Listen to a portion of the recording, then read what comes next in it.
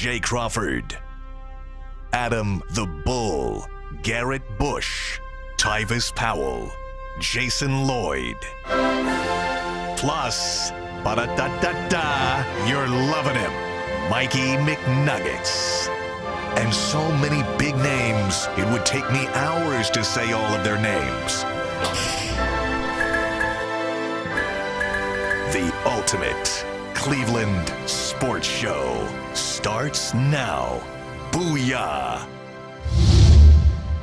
Hey, G. Bush just said he's good for the draft to go on for another month. Oh, he no, loves talking NFL draft. He said, Earl, Jay, I want to talk about this every segment for the next 2 or 3 weeks. You're done, aren't you? Listen, there's only so much ways you can cut and skin a sheep. I can't. I mean, I like to pick. Shout out to y'all. Come, let's get it going. But man, I'm going to let you guys in on a shortcut because you're far younger than I was when I figured it out. I didn't figure it out until I was 50. Okay. But here's some life wisdom from the old man on the panel.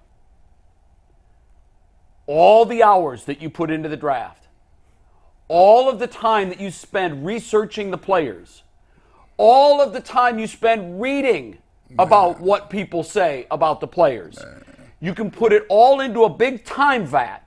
It would add up to hundreds and hundreds of hours. I'm going to save you all of those future hours. Pour a big dump of gasoline over it and light a match on it. Facts. It means this much. Yep. And I feel you. Like, I had people tell me that when I was still in the throes of it. And I'm like, what you talking about? I got to figure out who they're going to take. I got to figure out where they're weak. It matters not at all.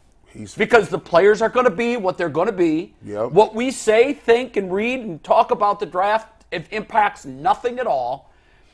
I hate to say it, but I've lived it the last couple of years. I look at these guys and I'm like, some of them I've heard of, some of them I haven't.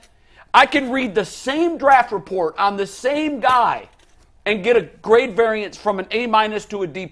Yeah. We'll know when we know. It's almost more of an inexact science than Chain moving on first downs.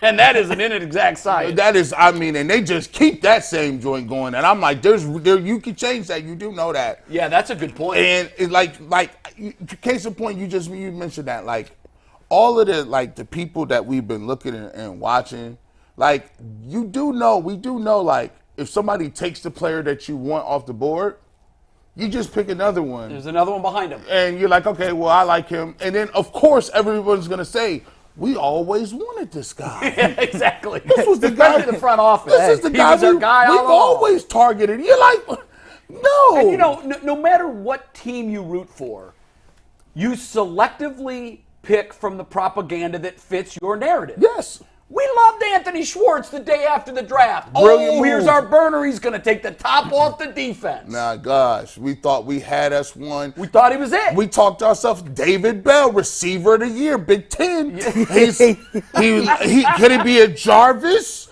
I mean, he's not really fast, but his hands, maybe. And then, you know, the reason I say we'll know when we know, because you can't possibly. Look. Even at quarterback, which is the most important position in the NFL, maybe in all of sports, that is clearly the most difficult position to hit at. And we put so much time into analyzing, picking, prodding, timing, weighing, everything. And at the end of the day, Ryan Leaf was picked by half the draft experts to go above Peyton Manning. And what happened? And that's just one example. Man, old boy for the Raiders. Hey, man, I was just about to say, Jamarcus Russell was like the... They thought Jamarcus... You know why? Because they can't measure heart. They can't measure really work ethic. Yeah. Some guys, when they get that bag, they're like, okay, I made it. I'm done. And Jamarcus Russell ate everything in sight and was out of the league. And some people in this game, this game is savage.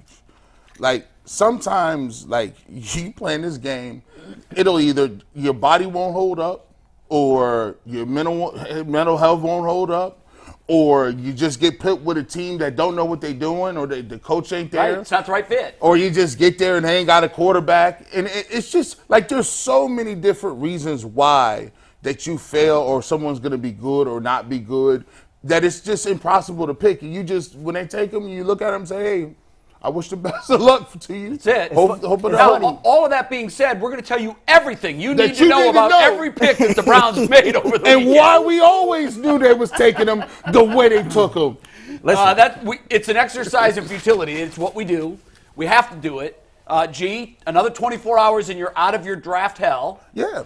And I always remember the guys at the experts at ESPN, imagine how they feel. Because that literally is their life. I remember Todd McShay every year used to say the day after the draft, he'd say, now the most ridiculous exercise in all of sports media begins. And I'm like, what's that? And he goes, ESPN demands that I put out my first mock for 25. Way too early Like, mock draft to 25. I'm like, what? By the way, You're going to grade these players and rank them before they've played a game in their last year of college? Speaking of, Andrew Berry was asked about having that first round pick in 2025. He said, for now. Oh, great. He said, for now. to put it in perspective, they had Slovis. One of their way too early mock drafts at the time was a quarterback by the name of Slovis, who I think did get drafted this year, was Mel Kiper's #1 overall guy on the big board. How long ago? He's still in college. He's still in Oh, college? so he decided not to come out. Yeah, he's transferred like 4 times. He was the number Oh, one. that guy. I know who you're talking about. No, you're thinking of Wait. JT Daniels. Yeah, JT. Yeah, that's what I was thinking wait. about. Keldon Slovis was another USC quarterback. Yes, He transferred okay. to Pittsburgh, and now he's at BYU. And Kuiper had him as #1. Him and McShay, #1 overall on the board. They loved him, his intangibles, he's good. And no one can get anything out of him. And nobody, these dudes don't be good. Man, oh man, oh man, oh man. All right, lot to get to. Mike, how was your weekend? It was a good weekend. Keldon Slovis is at Pittsburgh now. And he went. Well, he's fast tracking to be the #1 overall pick. He's on the Indianapolis Colts practice squad. He was signed as an undrafted free agent. Oh my God. So there you go. From future #1 overall pick to undrafted free agent, but he accomplished his NFL dreams because he's an undrafted free And you know agent. what? Let's go the other way too. Mr. Irrelevant from a couple of years ago, Brock Anyone. Purdy. You never know. You never know. Yeah. I mean, you just can't get this stuff right. No matter how much you try, no matter how much you look. Every single NFL team passed on that dude 7 times except for the 49ers. Who I saw a took him with their stat, last Jay, pick. and then we'll get into stuff. We're going to talk about the Browns picks. We'll talk about their undrafted free agent signings. We'll Right. talk Cavs. We'll talk Guardians. We got it all today. Do we have to talk Cavs? We do have to talk Cavs. I'm going to throw up in my mouth again. Oh, my goodness. Ryan Russillo went back over the last 15 drafts and Yeah. just tracked first-round I love quarterbacks as simply hit or miss. Which is kind of, I mean, that's, Now, he was very generous with the hits, though. oh, okay. And he was generously hit. And it came Did he out consider where they were taken in his, first round. so, yeah, I know, but did he consider, like, they were the #1 overall pick? No, it was hit or miss first-round picks, so just the first round. And what did he find? It was a 43% hit rate. And that's the easiest pick to make. Easiest You pick. would think. You would think. So Well, it I mean, shows by it's the an numbers, imperfect it is. science. It's your first Yeah. pick. It should be your best pick. Yeah, and you they're, would think. they're succeeding at 43%. That's why we look at these general managers and we look at these front office folks and these owners and we say, they got it. They know they've got this. No, they don't. And it's through no fault of their own. It's just trying to project talent at this sport is very, very difficult. And go ahead. Not just talent, but personality, like character, the whole nine. I go back and as we were having this conversation, I was thinking about Justin Blackman, right? When Justin Oh, Blackman wow. came Yeah. out, Wow, that's a name. like that dude was supposed to be the next great wide receiver, and his head wasn't right. You know, mentally he wasn't there, some character issues, and no matter how much you evaluate, reevaluate, think you know what's going on, And they dive into that too. yeah, you just don't know They until all have you get security there. departments, and they have these security departments do deep dives on the backgrounds of every single player that they might take. Yeah. There's allegedly no surprises, yet they continue to draft guys. They're like, whoa, we didn't see Johnny Manziel coming. Nobody told us that Trent Richardson didn't know which gap to read. Nobody never Right, told we us didn't know that. Nobody Yeah. told us that. That was wild. And he was the coldest out, too. Oh my God! And you know what? He did have one good year, Yeah, and that was that. that was it. That was it. All right, Jay, let's get a read and talk about the Browns picks from this weekend's draft. Today's show is brought to you by FanDuel. It's playoff time in the NBA and NHL. Baseball is in full swing, and FanDuel is your place to bet on every game. Right now, new customers get $150 in bonus bets guaranteed. That's $150, win or lose. Bet on everything from slap shots to home runs to slam dunks, all on an app that is safe, secure, and easy to use. So what are you waiting for? Visit FanDuel.com/UCSS and make your first bet an automatic win. FanDuel, America's #1 sportsbook. And today's winning ticket, I only have 2 hands, I needed 3 there, comes from Rubber City Cards, who over the weekend turned $50 into $985 on a 5-part parlay on the Yankees game. He had the Yankees money line, over strikeouts, Aaron Judge home run, Juan Soto to get a hit, and the Yankees first inning result hit. Congratulations to Rubber City Cards for turning $50 into $950. If you have a winning ticket, make sure you send it in to us as well. The Browns got things going by selecting Ohio State defensive tackle Michael Hall Jr. in the second round, pick number 54. Reestablishing and continuing the Columbus to Cleveland pipeline. They hit success with DeJuan Jones last season. They dipped back into that well for Mike Hall Jr. And, G, I want to start with you as our draft guru here. Like the pick, love the pick, hate it. What'd you think of Michael Hall Jr. at number 54? Well, listen, here's what I got. I think that the Cleveland Browns went back, and I think they watched the game against the Texans, right? And I think what they really got out of this was, look, it's great to have Myles Garrett at the end, but to be honest with you, you can game plan the defensive end. You can game plan that. You can Even for a guy like Myles Garrett? Even for a guy like Myles Garrett. And I was listening to, it was, I believe Nick Saban was on, and he was talking about transitioning speed to power. And he was talking about one of the athletes, and he said, he can run the hoops now. And, if you can run the hoops and be great at running the hoops, you can get to the quarterback. He said, but you can game plan that as a coach.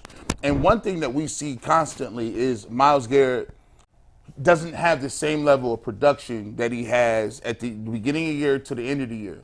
And that is because during the year, as coaches get, down to the nitty gritty and you trying to get into the playoffs, guys just make a business decision. And they say, we just not meant to let Myles Garrett beat us. Like, I could put a tackle over there. He was over Laramie Tunsil, which is a prime time tackle.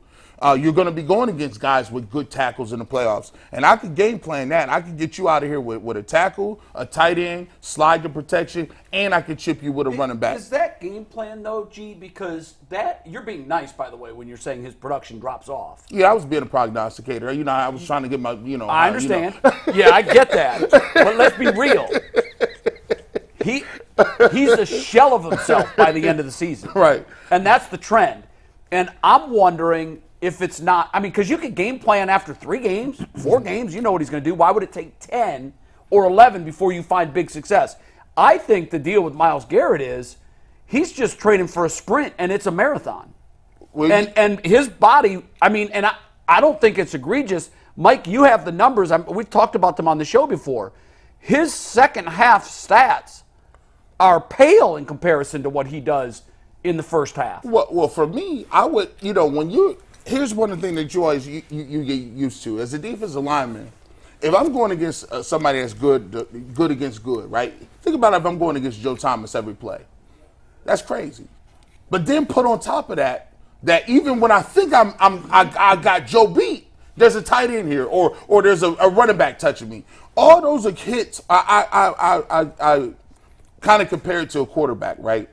All those hits are a cumulative factor.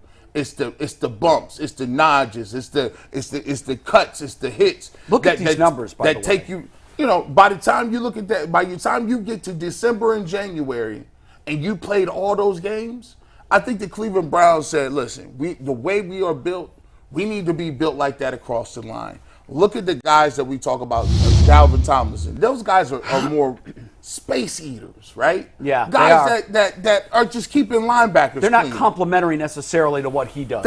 Name me one defensive tackle that was a Greyhound thoroughbred that played with Myles Garrett. We talking about got pass rush move, get off the football, can get I mean, to once upon a time, gaps. Jadeveon Clowney was. Yes, but that was more of a But defensive we end. really never saw that. We saw flashes of it here, but We had Larry Ogunjobi.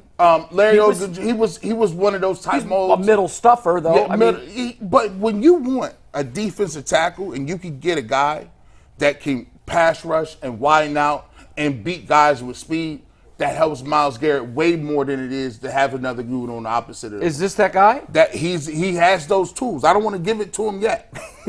Smart. He got the tools. Smart. You drinking the Kool-Aid? Hey, I ain't gonna give it to And you. by the way, I like was the so build. hoping the Browns would draft a guy named Kool-Aid. Yeah, like yeah. When I saw that there was a It was guy on named the- Kool-Aid in the draft, I'm like, I mean, my God. Oh man, orange Kool-Aid. We used to be going crazy with it. Orange Kool-Aid. You know, and just to finish up, I'm gonna toss it to Earl. You look at this defensive depth chart, right? They got Tomlinson, Shelby Harris, both of them not crazy pass rush guys. You talk about Siaki Ika, not a pass rush guy. Maurice Hurst can give you that pass rush ability, top 10 in PFF according to pass rush, but he's hurt all the time. So you got Mike Hall, who they already have penciled in as a second team guy, right? That's going to be getting snaps. My thing is Shelby Harris is a rotational dude. Hurst rotational. I think Mike Hall Jr. in their mind can be a guy. Second half of the season, you start seeing more and more and more and more, and all of a sudden, his name is on the little graphic. Oh, Mike Hall Jr. He's been really good. Good. for the I'd game. like to see that. Well, I can't wait to make graphics for Mike Hall Jr. GJ, I absolutely love the pick. If you recall last week when we was on the show, I said that I kind of felt like the pick should be in the trenches, whether it be the defensive line or the offensive line. So what does Mike Hall bring to the table? Explosiveness, quickness, quick off the line of scrimmage. He had a pass rush grade, according to PFF, of 84.8, which was the highest amongst Big Ten defensive tackles last year. He also had 22 QB pressures, which is second highest amongst Big Ten defensive tackles last year. This is a dude who fits the mold of what the Cleveland Browns are trying to do on the defensive side of the ball, right? Andrew Berry spoke about this in his press conference after he made the pick, that, yeah, for most people, Mike Hall Jr. is a little undersized, but for what the Browns are trying to do, he absolutely fits, the mold. He's quick, he's explosive, a guy that I believe out of all the draft picks that we took, he's going to be the guy that's going to see the field the most. He's definitely going to be a part of the rotation. Another reason why I really, really like this pick, if you look at the interior linemen, a lot of those dudes are older, playing on one-year contracts. I think this is a dude that can come in here, be a part of a veteran room, learn from the guys that's in front of him, and then this is a guy that's one of your starting defensive tackles in 2025. That'd be great. I mean, that's the idea. Obviously, when you draft someone in the first or second round, the hope is that they're going to fit in early and become a starter by year 2 or 3. And if he does that, then this is a successful pick. I mean, there's a log jam, and we're going to talk about that in here in just a little bit. They must really still love the receiver room, is what it must boil down to. I can't wait till we get there because I got some thoughts on how they went that route. Yeah. Here's the problem. So for me, I don't got a problem with this if he hits. The problem that I may foresee happening is production. The one thing that I like to see at a big school like Ohio State and a guy that I'm gonna get at that pick, I like to see the production. 4.5 sacks he had 1 year.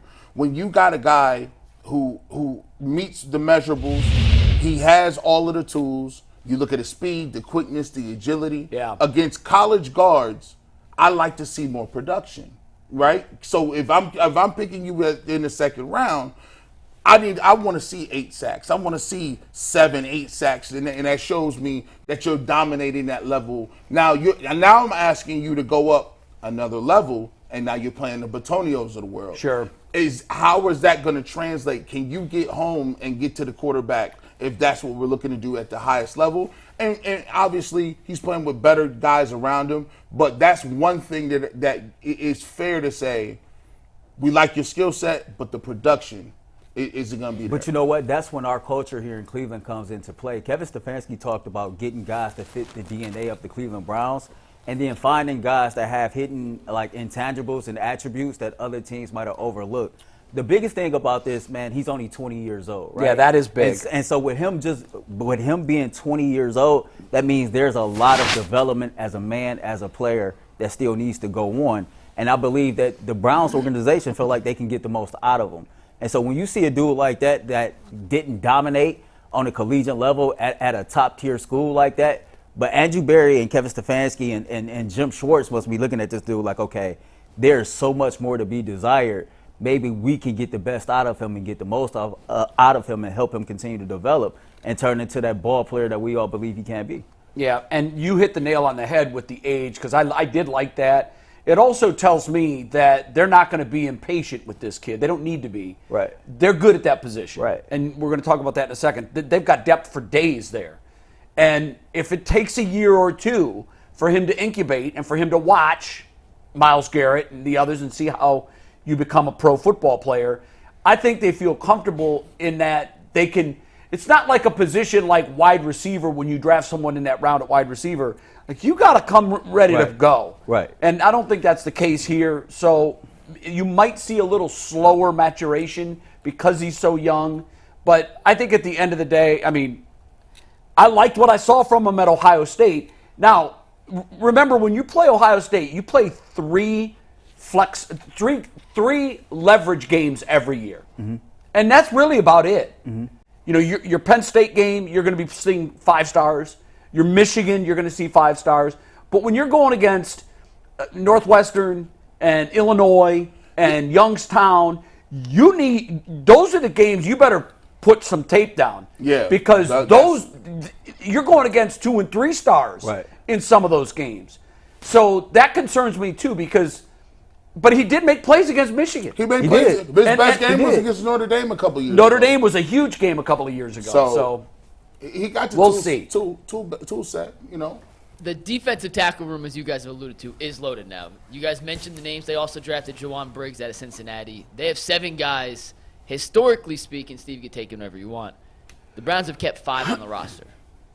And I think it's going to be difficult to keep 6 based on how deep other position groups are. If you're looking at this now, you can take Briggs out of it. We'll talk about him when we talk about the day 3 picks in a sec. Right. But let's focus on Ika, Hall, Jefferson, Hurst, Harris, Tomlinson. I understand Harris, Hurst, and Jefferson are all on 1-year deals. But is there a chance they cut ties with Siaki Ika after 1 year just to make room for Michael Hall Jr.? I mean, I don't know who else goes. Yeah, I mean, if you can't find a way to sneak him on a practice squad, then more than likely he's the one that goes, unless that 7th-round pick that we got out of Cincinnati just doesn't have a quality camp at all. And I think that's the battle. I think it is between Siaka and Briggs. For the practice squad? Yeah, because I don't know.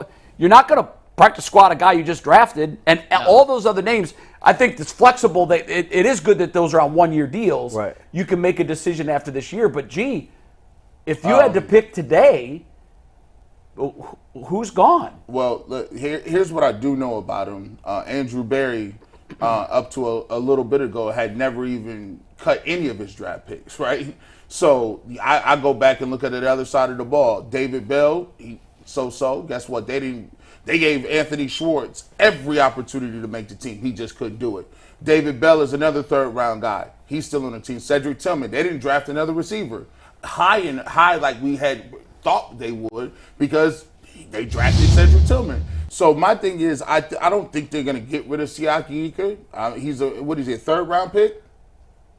3rd? 4th? 3rd? Siaki was a I want to say 4th, but now you got me 2nd guessing it. 3rd or 4th-round pick. Now, look, Dalvin Tomlinson, I don't know about his contract, but usually when they sign him free agents. He was a 3rd-round pick, by the way. So 3rd-round pick. Yeah. Dalvin Tomlinson, you're looking at it, you're like, okay, well, look, if they really wanted to cut ties with Dalvin Tomlinson, if he didn't perform this year, they probably can get out of it, not this year, but the next year after that. I just don't see but we're talking about roster for for the upcoming season. That's what I'm saying. I don't think they're going to get rid of a 3rd-round pick in the second year. So you think it could be DT then? Ooh. Tomlinson? No. I think what I'm saying is they got defensive tackles signed up for 3 defensive tackles. Well, they're not going to keep 7. So Hurst, Shelby Harris, Quentin Jefferson is 1-year deals. Say, for instance, they let all of those guys walk. Then you would still have Siaki Ika still here. You have Mike Hall, and you have Tomlinson, right? This is after next year. Yeah, but I'm saying I'm talking for about this next year, year, G. though. Now, So I get the parallel G is one of trying to these make. guys, one of these guys will not be on the roster. I think I get the parallel you trying to make. You saying basically you don't think it's going to be Ika because of the contract Yeah. situation with 3 of the guys that play that position. So then Yeah, you got to punt on one of the others. Who are you punting on? Hurst, Jefferson, or Harris. Going into G. this year. But here's my thing. If Ika was a 3rd-round pick, maybe this is one of those picks that Andrew Berry might be looking at it like, okay, I just absolutely whiffed and got this wrong. He was a 3rd-round pick that didn't see the field at all. I know. It was No. already So scratched. Yeah. it's just one of those situations. If you draft 2 defensive tackles this year, a year after drafting a guy in the 3rd round, But to me it spells that Ika is the odd man out. Yeah, I agree with you. I think he is too. Here's the thing, and you make a good point. A lot of GMs are like, I drafted him third round. I'm not going to cut him. How do you compound a bad draft pick? About doubling up the next year. By keeping him around year after year after year. But That's how he's- you. But That's how you. he's shown he's doubled down on all of them. I know, but perhaps, as Jason Lloyd sits here every week and tells us, the longer you do this, the better you better you get. get at it. The more you learn. Anthony Schwartz was at the party a year too long. Yeah. You could argue David Bell's been at the party a year too long. I know you're married to your draft picks. You've got a lot invested in them, not just professionally, but personally too. These guys form a bond. Right. And no one wants to tap their hand after 2 or 3 seasons and say, you know what, I blew that one. But the ones that can pivot and move on quickly are the ones that I think stick around. Now here, Don't double down on a bad decision. from a positional, like inside, like D tackles ain't just D tackles, right? You have 3 techniques, then you have nose guards and 1 technique. we Right, like to call it. right. They got one, like Tomlinson is a 1 technique, right? The only other 1 technique they got is Ika.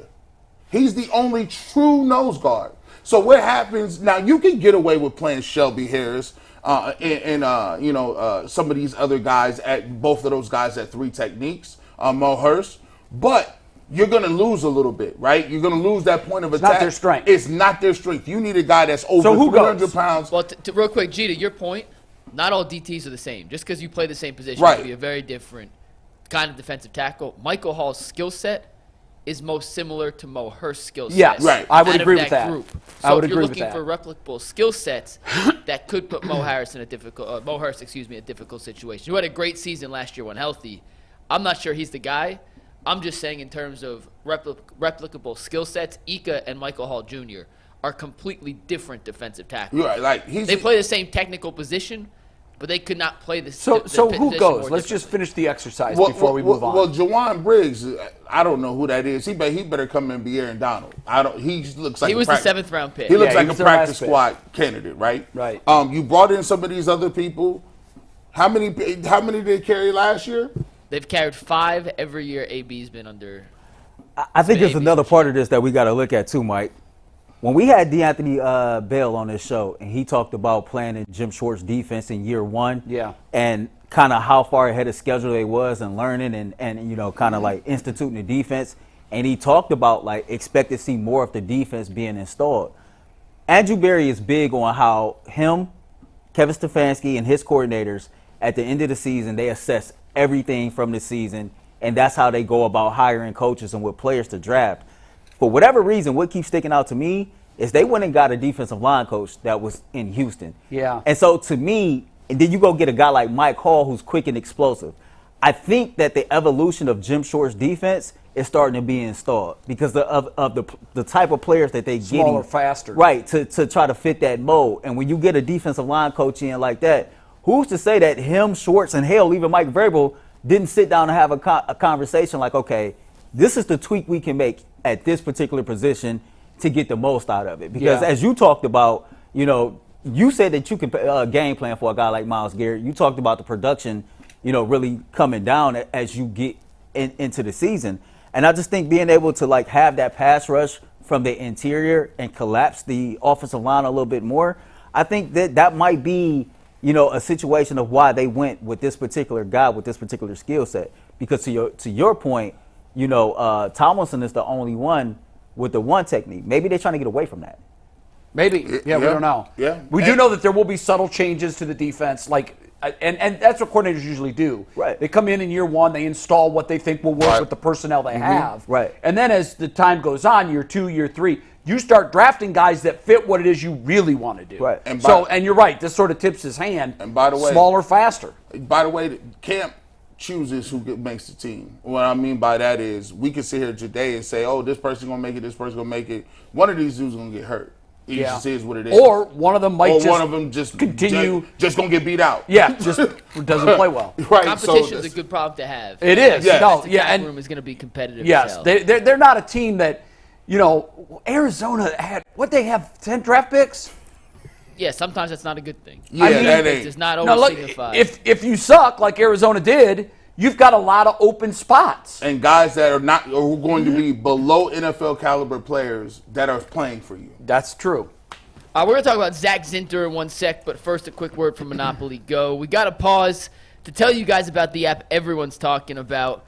And we know you're saying flag on the play. You already talked about that, but there's so much good stuff in Monopoly Game, we got to repeat it. In Monopoly Go, you can team up with friends for timed tournaments, whether you work together to build up each other's boards. There's more you can win together, the more awesome prizes you unlock, and there's so much to get. Unique stickers you can trade with friends to complete albums for big prizes, cool new playing pieces to travel the boards with, hilarious emojis for taunting friends when you smash their buildings or heist their vaults. Plus, Monopoly Go feels new and exciting every day with constantly changing tournaments and challenges. A ton include their own unique minigames like digging for treasure or robot Panchico machines. Yep, Panchico, that's the right word. And there's always new timed events that help you win big, like massive multipliers for everything you win or rent frenzies. There's always something fun to discover in Monopoly Go, so get off the bench and download it now for free on the Google Play or App Store. Game on. Speaking of game on, Zak Zinter, the Browns' third-round pick, got injured playing Ohio State. Mike Hall Jr., their second-round pick, was the player that rolled up on his leg. Zak Zinter is working out again. He's moving. He should be expected to be ready for the start of training camp. The Browns went defensive line in round 2. They go offensive line in round 3. Earl, what do you think of the selection of Zak Zinter in round 3?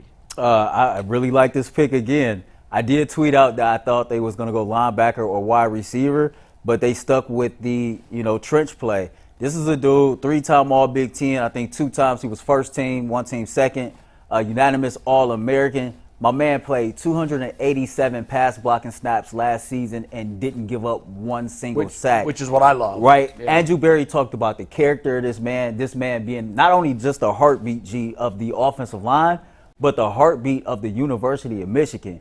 And he talked about like the hard hat, lunch pail mentality. To me, this is a dude who fits the DNA of the city of Cleveland, right? I think agree. this is a guy that you might be looking at. We love our gritty offensive linemen. Joe Bitonio, Wyatt Teller, Joe Thomas when he was here. That dude, you might be looking at a future captain of the Cleveland Browns when you're talking about Zak Zinter. When you talk about his football IQ, when you talk about his energy, his will to win, just being an anchor of his football team, I was overly impressed with the pass blocking numbers, right? And this is Andrew Berry, I guess, setting up right now to get some future return on investment. And the last 2 years, you've seen the investments in the future of the Browns offensive line so that, again, these guys can be tutored, molded under the current group that's there. And, so you got DeJuan Jones, who we believe is going to be a stud and a star in this league for a long time. Luke Whippler, who still needs to develop. Now you draft this guy, Zak Zinter, right? A lot of Big Ten feel in there. Yeah, the wild card in this is Jed Wills and what he'll become. You look at the contract situation of Joe Bitonio and Wyatt Teller. According to overthecap.com, one makes $12 million this year. The other one has an $11 million cap hit. While going into 2025, they both have $14 million cap hits. Yep. So this is another opportunity to develop a guy now to not really have to use him this year, but more so to get him ready for next year to possibly take over as a starter. Yeah, I like the pick. He was a consistent All-American. And one thing that you take a look at the way Michigan played, and Jay, you know this, you watch Michigan play and you watch Ohio State play. One of the things that we looked at was Michigan has been physical up front for the last 3-4 years under Harbaugh. And it just goes to show you, they go out there and they beat Ohio State. And Ohio State didn't beat Michigan in a very long time. And what were they doing? Running the football. Yep. And so Maurice Clarett talked about it infamously on this show. And the fact that, they got physical guys up front and run the football, they ran the football well against Alabama. They ran the football against a lot of teams well. So, that pedigree is there. I think this is also a more of an indictment on, I wouldn't say even an indictment, is that they're getting a little old up front. They're older. Well, that's reality. Yeah, not an indictment. That's the clock's ticking. You start to see, and we look at it. Batonio, he's had injury problems. He's been an Iron Man, but he missed some games finally. Yes. Wyatt Teller, he was struggling with a calf injury, and I think that you could start to see his power, his run blocking ability kind of wane a little bit. When you saw Teller burst onto the scene, he was getting 2-for-1s. He was cleaning up linebackers, agile, mobile, and he got his deal. But when people talk about this all the time, when you're an offensive lineman, you touch people every down. Ain't no downs off. You touching another grown man in a phone booth with a knife, a butter knife, fighting each other for a whole doggone game, Jay. Yeah, so it wears you down. It wears you down. And by the way, the Browns ran the ball when they was trying to figure out their identity. They ran the ball more than anybody else. You look at what that toll that took on them. Wills, Conklin, Harris didn't even make it to didn't even get on the squad, right? Yeah. And then you look at the two guards. So they got a lot of wear and tear. I think this is a depth piece. And I think this is a guy that if one of the guards go down, you may see him come in and not leave. That's just think about that. That's the reality. That's what happened with Ethan Pochich. So that's right. That's the way I look at it. I like the pick a lot. My big concern obviously is the injury. I remember at the time seeing it thinking, wow, that's one of those devastating injuries. Mm-hmm. They've done their due diligence. I'm sure they, checked into the medicals. They gave him a physical. They looked at everything, and they must feel comfortable in that this was a one-off, and it was fluke. It wasn't like his body just gave up. It was guys get rolled up on all the time. We see it in the NFL every week. Having watched this guy for a couple of years in a row now, particularly every snap when he's playing against Ohio State, but I watch Michigan a lot regardless. Yeah. He was one of the guys that jumped off the screen. I remember I said on this show, after the Rutgers-Michigan game, I had a conversation with my son who had he coaches at Rutgers, he had run into Rutgers head football coach Greg Schiano, and they were having a conversation, and my son asked, how good is Michigan? He goes, oh, they're going to win it. And Corey was like, wow, that definitive. He goes, oh, they're the best team. Why? Because they're the best team up front on both sides of the ball. And that guy's a big reason why they were the most dominant offensive line. So I think you're right. I think he's a plug-and-play guy. 10 years, you'll think about that position again, at least one of them. So I like it. The health part of it concerns me a little bit, but I'm sure the Browns feel comfortable knowing that he's going to be okay. I think it's safe to say that if it wasn't for that injury, dude probably would have been a first-round pick. Oh, there's no question. There's no question he would have been. So to me, the Browns damn sure got a steal. Yeah. But they tried that last year with Cedric Tillman. Now, it might just be a year after that injury. Is always looks clunky. And maybe Cedric Tillman in year two now removed from the injury jumps off the charts and looks like the first or second rounder he was supposed to be. So you're right. You've got to get value. When you don't have first-round picks, you got to draft guys in the second or third round that had first-round grades except for injury. Right. And they might have got one in Tillman last year. We don't know. Time will tell. And they might have got one here with Zintner. He broke his leg. Most times, you talk to orthopedic surgeons, breaks are more resilient, right? If even guys who have to have a steel rod put in or something like that, breaks. It's not like the ACL. It's not ligaments, right? You know what I'm saying? So, he'll come back fine. And, you heard some of the sound talk about he's been working out and doing some workouts and running and stuff, so he'll be ready to go. I think one thing that you also got to look at when you talk about drafting is we put a lot of emphasis on draft. These guys are not finished products. You got to have some development as well. What is your receivers coaches doing? What are your defensive line coaches doing, right? How good can you develop some of these guys, man? Like, you can't just bring somebody in and say they're a finished product. The best teams get 6-round picks. and just consistently develop them into, hey, that guy got better and better and better and better. And then all of a sudden, you say, well, who's that guy? And you're like, well, look, we've been working with this dude for 2 years. I wish Bill was still here.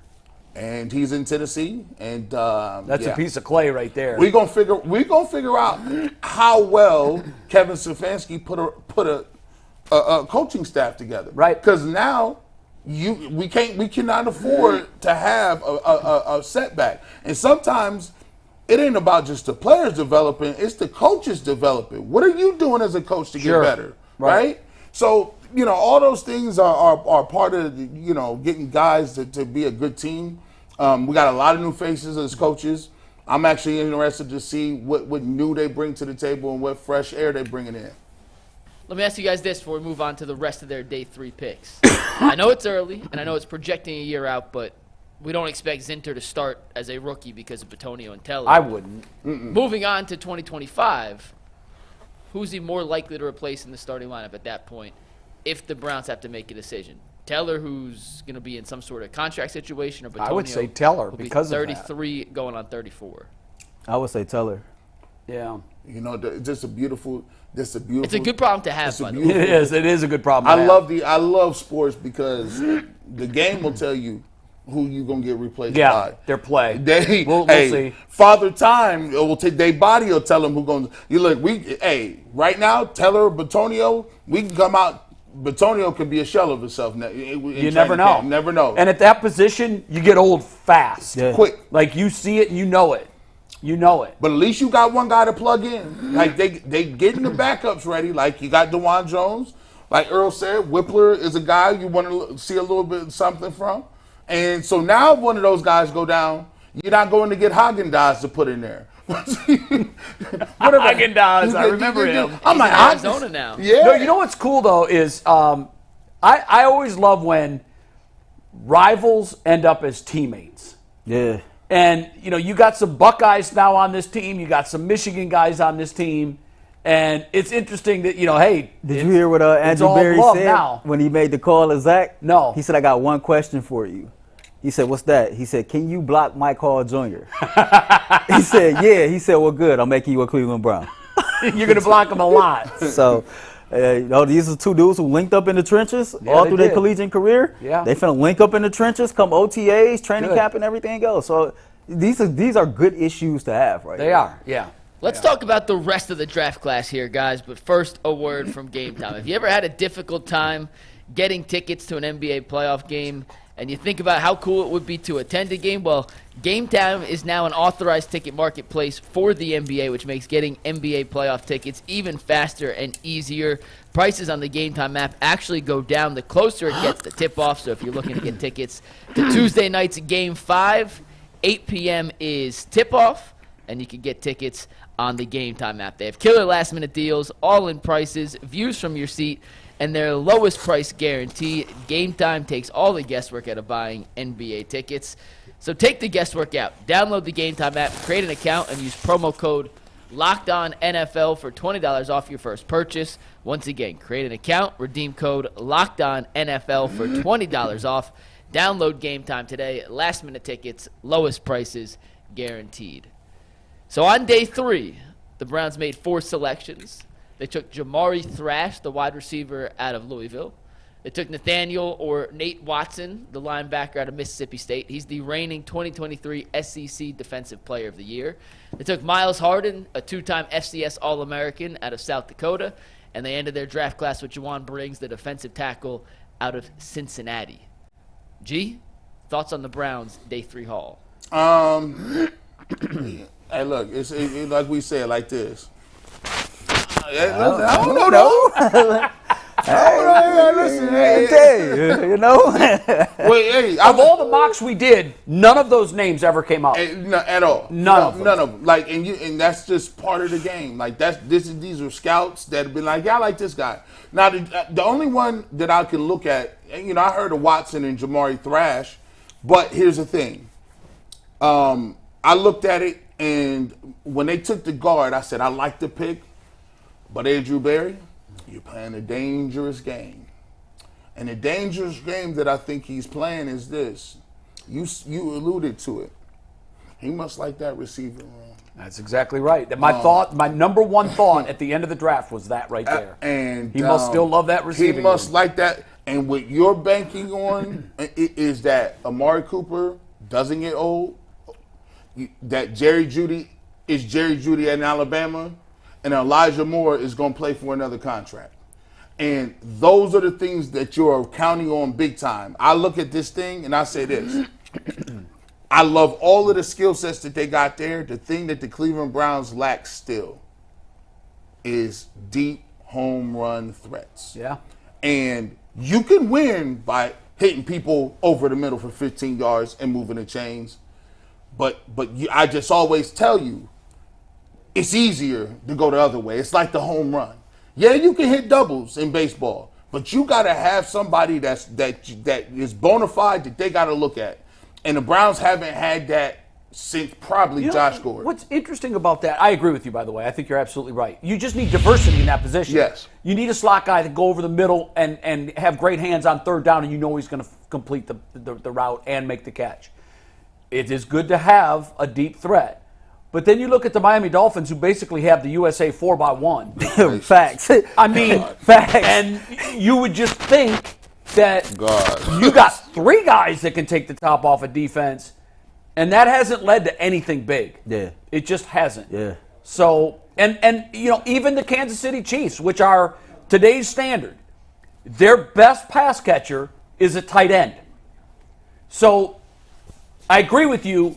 You'd like to have one of those guys, but I think sometimes we get blinded by the shiny object, speed, and then you look at Kansas City. Look at New England when they won theirs. They had two of the best tight ends ever to do it at the same time. So, I will say this. You mentioned Kansas City, and they have Marquise Hollywood Brown and Xavier Worthy. I'm like Jay though. Kansas City is they always didn't going change after anybody's life, though. Listen, Patrick Mahomes changes a lot of things. Well, you're right. You're right. They now, I'm told we've got one of those too. But isn't this what they do every year? Like Kansas City is known for going to get wide receivers that got a lot of speed. They drafted Tyreek Hill. They drafted McCole Hardman. They But what I'm just saying drafted is, Worthy. last year when they won it, it wasn't because of that. It was because of their defense and their trench play. but their offense always does enough. Yeah. And they have had some burners too. Yeah. And it's easier to win with one. But I do think that Miami's a perfect example. They've got more speed at that position than anybody. And they can't seem to get over that. Can you play the position? I think that's the thing that matters most, man. And it's funny because I use Ted Ginn Jr. for an example, right? Right. Everybody knows Ted Ginn always had wheels. But Ted alluded to it himself. It took him a while to become a quality wide receiver because he had to learn the techniques of being a wide receiver. You know, you can have all the speed in the world, but if you can't get open, what difference do it make? You're right. Well, I will tell you this. You can have all the route runners in the world, but if I got guys in this league, listen, you playing the sticks. If I'm playing the Cleveland Browns, watch how we played that game against the Texans. What was the Texans doing? Just moving the sticks. Boom. Listen, I'm looking around. Now you got Amari Cooper. You can play that way. But how can you, when you need to move, you need the complementary piece. You got to have that part of your offense, or it's going to get to a point in time when you're playing a good team, they're not letting you get that off. They're going to take that away. They're going to take that away. Yeah. So you got to have a deep threat. Well, I mean, when it comes to Thrash, I heard one draft analyst say that he felt like that he can come in and be wide receiver for the Cleveland Browns right away. He is a deep threat. He thinks that he's a guy that can be a game changer and make some plays. When I look at the 6 picks that the Cleveland Browns made, 3 of them was in the trenches. And I think the words of the draft is trench play, right? Shout out to Tyvis Powell. He did a great job. He asked Kevin Stefanski after the first 2 picks, why did they go that direction? And he says it starts up front. And so we might struggle to always figure out, okay, what is the identity of the Cleveland Browns? But at least we got an idea of how they want to build this team. And I'm okay with that. Right, me too. They want to build this team in the trenches. Often overlooked. It's old school football that still resonates today. If you win at the line of scrimmage, 9 times out of 10, you win a game, right? I looked at all those picks. I said, okay, we got 3 guys that's in the trenches, a wide receiver that might be a special teams guy. Who knows if he even makes the roster. The only pick I laughed at, Mike, I don't know if you did this. When I seen the corner we drafted, I didn't know who he is. I've never heard of him. I automatically assumed Everybody else got it wrong. Andrew Berry got it right. This dude should have been a first-round pick. I hope. Just because of, like, I'm joking, but just because of how well we draft DBs, it's like, okay, I ain't even have enough room to make a stats graphics. I had to make more lines. Wow. So this is a dude that I'm really interested in. It seems like that's a position that Andrew Berry seems to nail time in and time out. So when I look at the overall draft, I just came to the conclusion, like, okay, they want to make sure they solidify in the trenches. They want to get another project in here at wide receiver. And every time they draft a DB, I'm with a mindset that, hey, this dude is good. They've nailed that position more than any on the roster. Yeah. Jay, what do you think about Nathaniel Watson? Nathaniel Okay, Watson. so my first thought on him was, you guys remember Michael Sam? Yeah. I do.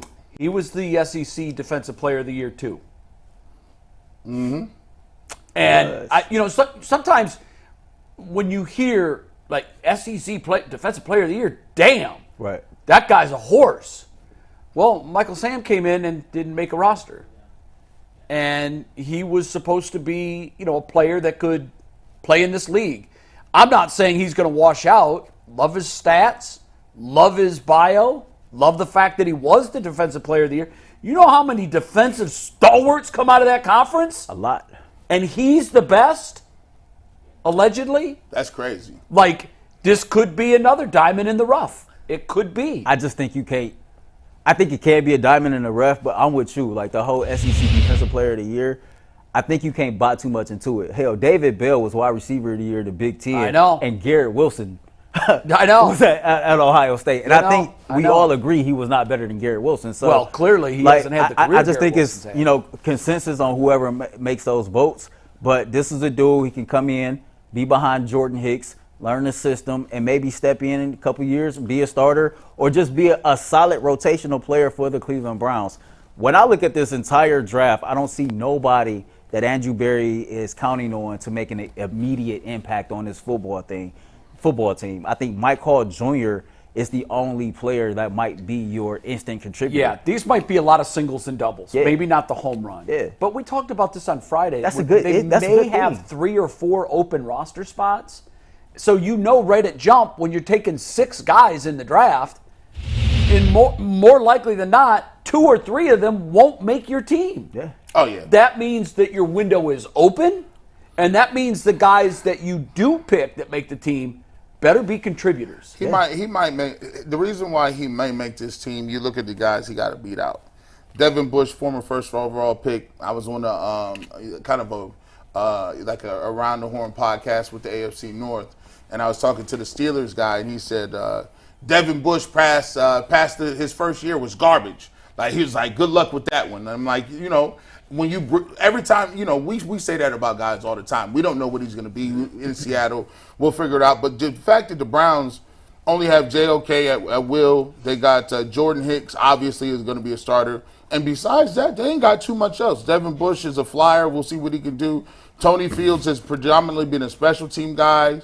Mohamed Diabate flashed a little bit last year, didn't get much playing time. And then you get to the rest of the guys. They got, Winston Reed, Caleb Johnson. But for the most part, they ain't got nobody back there. So, he has an opportunity to come in here, especially if he can play some special teams. That makes Tony Fields expendable, right? Sure. Because if you're a linebacker and you ain't starting, you got to play special teams.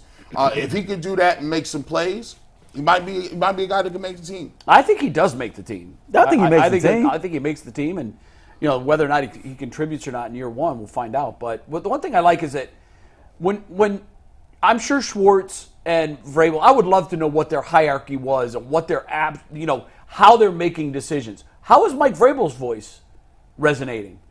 What about Schwartz? Like, is he driving the bus on all the defensive picks?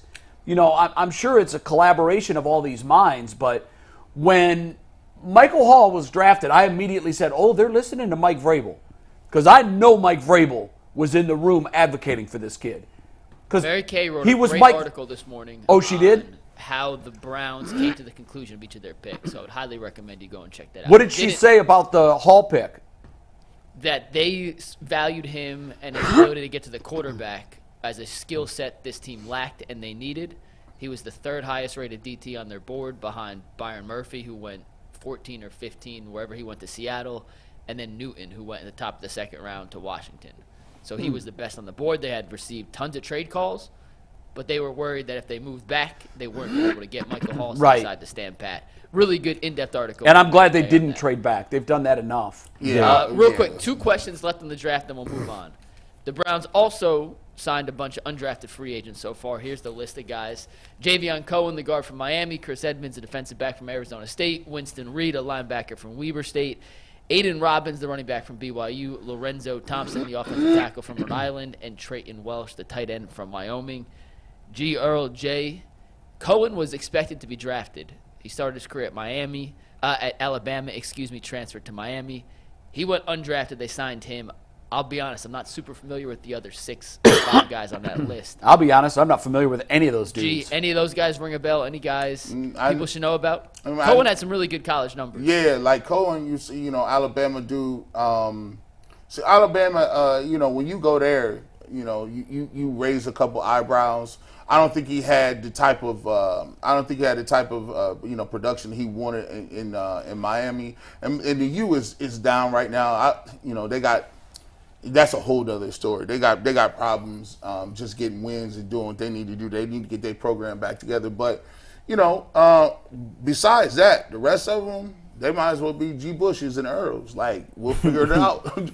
Like, if you're going to show up and do something, like, the Browns are in a position right now where, unlike other years, we saw a guy like D'Anthony Bell be able to come and do Ronnie Hickman.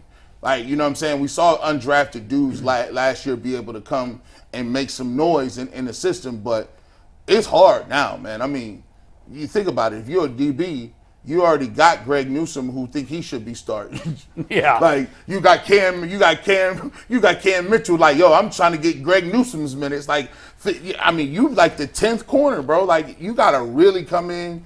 It's going to take some injuries for people to get the minutes. Like I said, you'd be hard-pressed to see any of these guys really, really playing. And maybe that's the thought process at receiver. Maybe they thought, look, we already got 3 receivers. We're going to put Elijah Moore where you think he belong in the slot. David Njoku probably is their 3rd target over Elijah Moore in terms of that.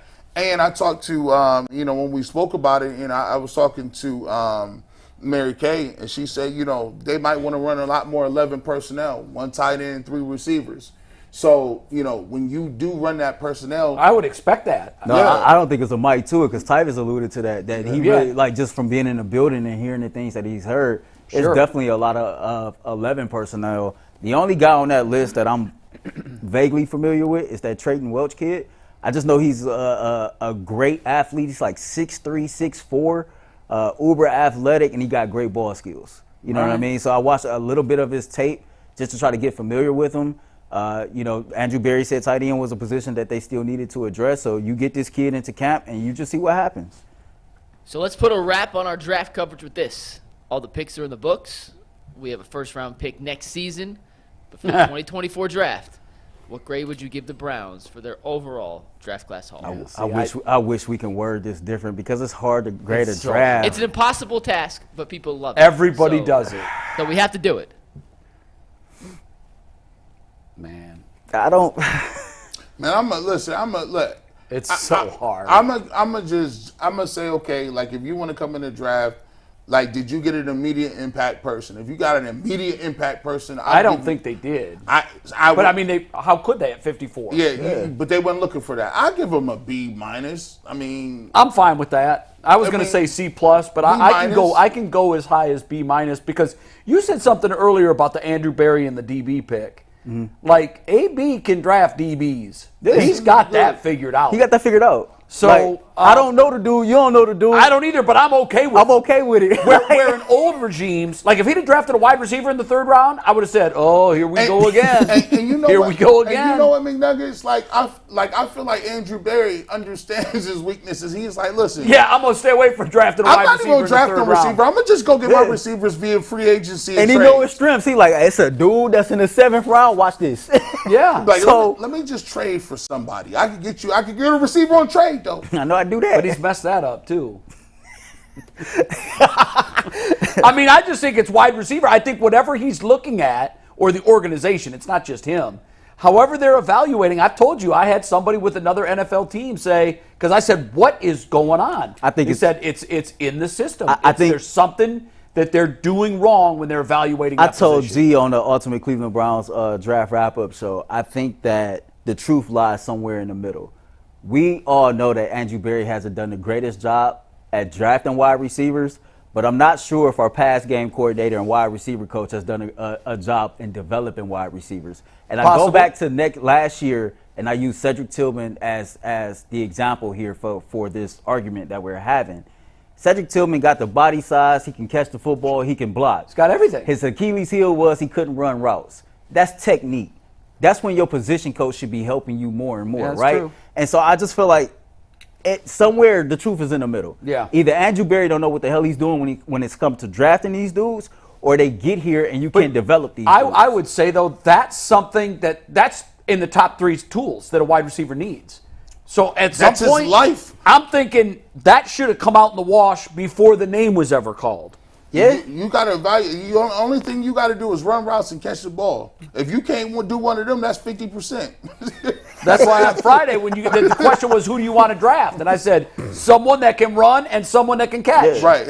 That's what I need. I need one of those. Because like a lot of these dudes, man, they clearly can play, right? I mean, they clearly can play. Sure, yeah. And so it's like when you get here, why is it that we're the team that can't seem to tap into that potential to get the best out of these dudes? Yeah, and I think that part of it is not always evaluating the wide receiver the right way. And then the other part is when they get in the building, they're not being coached up and trained and all that other stuff the right way either. So Right. Other teams have similar issues developing different positions. Facts. So That's true. It's a league-wide thing. It's just some teams are better at certain things, others are better Yeah, at right. Like I said, so. AB's got DBs figured out. He's still Yeah. scratching his head on WRs. All right, we're going to move on here, guys. But first, a quick word from FanDuel. It's playoff time in the NBA and NHL. Baseball is in full swing, and FanDuel is your place to bet on every single game. Right now, new customers get $150 in bonus bets guaranteed. That's $150, win or lose. You can bet on everything from slap shots to home runs and slam dunks, all on an app that is safe, secure, and easy to use. So what are you waiting for? Just visit FanDuel.com/UCSS and make your first bet an automatic win. FanDuel, America's #1 sportsbook. We mentioned it earlier, but the Browns have a first-round pick in 2025 for the first time in 3 years. For now. Or first time in 4 years, excuse me. Yeah. They lost 3 in the Deshaun Watson trade. That trade is now complete. The Texans have used all the picks they received from the Browns. And I'm going to read to you the players they selected with the picks they got from the Browns in the trade. Stevie, take tagboard full. The 2022 first-round pick they used was on Kenyon Green, an offensive guard. The 2022 fourth-round pick was on Dameon Pierce, a running back. They used the Browns' first-round pick in 2023 as part of their trade-up to select Will Anderson Jr. They took Tank Dell, the wide receiver, in the third round of the 2023 draft. They used the 2024 first-round pick they received from the Browns to trade back, and they turned that first-round pick into second-round pick Kamari Lassiter and sixth-round pick Jamal Hill. And then they used a 2024 fourth-round pick on Caden Bullock, according to Adam Schefter. Knowing what the Browns lost in theory via those picks given to Houston, and knowing what we know through this point of Deshaun Watson's Browns career, does seeing those picks have tangible names attached to them now change for better, for worse, or nothing at all, the way you feel about the overall trade for Deshaun Watson? I'm going to be honest with you. Earl? For me, it don't change a damn thing. I think I still make the trade. When I first seen this and I looked at the completed list and I seen the players drafted, I'm a little biased. I'm a Northeast Ohio kid from Cleveland, Ohio. I tend to cheer from people that's from my area. Nick Caserio, is a dog. You know what I mean? That's what people from Ohio do.